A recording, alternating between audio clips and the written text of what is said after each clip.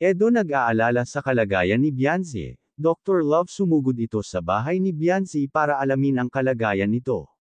Bago ko ipagpatuloy ang maiksing reaction video na ito, hiling ko lang na patapusin ang panunood nito para malaman ang nilalaman nito, at kung bago ka pa lang sa munting channel na ito, paki-subscribe para lagi kang updated sa video ng mga kalingap.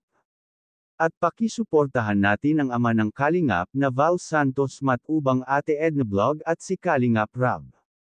Isang mapagpalang araw sa inyong lahat mga kalingap, at shout out nga pala sa patuloy na sumusuporta sa aking YouTube channel, lalong-lalo na sa mga viewers natin na walang sawang nanunood at sumusuporta. Maraming salamat. Mga kalingap, sobra nga ang pag-alala ni Edo nang malaman na may sakit itong si Bianzi. Agad nitong tinawagan si Dr. Love at nakiusap na kung pwede ay dalawin si Bianzi at dalhan ito ng prutas. Dahil kahit si Edo rin pala ay hindi makadalaw kay Bianzi at masama rin ang pakiramdam. Si Edo at Bianzi ay pareho pala itong may sakit, pero mas malala yata itong kay Bianzi dahil nang mag-celebrate ng birthday ang kapatid ni Bianzi ay makikita mo na nakaupo lang siya sa isang sulok at nagluluha ang kanyang mata, kaya nga panay ang punas nito sa kanyang mata. Makikita mo na masama na talaga ang kanyang pakiramdam. Pero kahit masama na ang pakiramdam nito ay nakukuha pa rin ngumiti kahit papaano.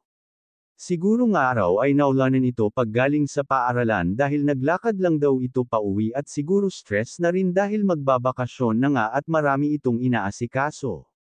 At dumako naman tayo sa kalagayan ni Edo. Maraming nagsasabi na kaya rin nagkasakit itong si Edo dahil na-stress dahil inaasikaso din ito ang beneficiary nitong si Arjun, dahil nung nakaraan araw ay dumalaw itong si Edo sa kanyang beneficiary na si Arjun dahil hindi nila matukoy kung ano ang karamdaman nito. Baka isa rin ito sa dahilan kung bakit nagkasakit si Edo.